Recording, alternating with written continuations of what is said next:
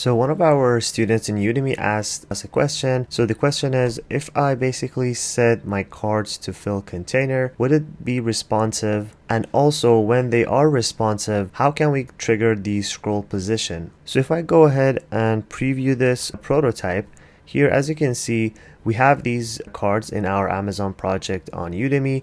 And as you can see, you have the ability to scroll between them. And they are, as you can see, set to fixed size. So if I go ahead and close my preview, and if I try to basically take a look at the body, and then I go ahead and take a look at one of the rows, if I try to drag the row out, here you see you wouldn't be able to preview the rest of the content because we have the content as clipped. As soon as I unclip this, you would be able to see the cards, and as you can see, each card is basically set to fixed size, and that is only working because we are setting the parent as fixed as well. In order for us to achieve any scroll effect, we need to make sure that the children in this card is set to fixed. As you can see on the right hand side, the horizontal resizing is set to fixed for all the individual cards, and as well as the parent container needs to be set to fixed value. As soon as I go ahead and select all of them and then make them fill, yes, even though they would be able to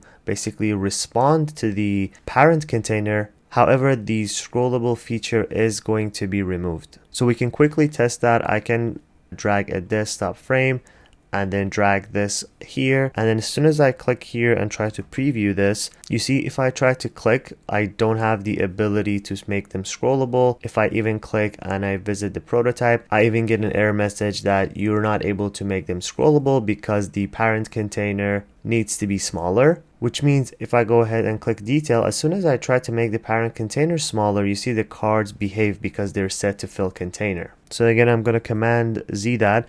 So the only way for us to make anything scrollable, we have to select all the children, and from fill we have to switch them back to fixed. And then once we make all of them fixed, we can click on the row, and then also we have to make this fixed. Another additional step that we need to do is we need to basically clip the parent container. And as you can see in this example, I try to make it like clipped until like here. So the parent container size is around roughly 2300 pixels. If I click on the children sizes are 5200. So the children elements are bigger, the parent is smaller, and we finally clip them. And by doing that, we can now visit the prototype and have the overflow as horizontal. And now if we click on our frame and try to preview it, we have the scrollable effect. But again, we can combine the fill container if we decide to use scrollable effects in our design.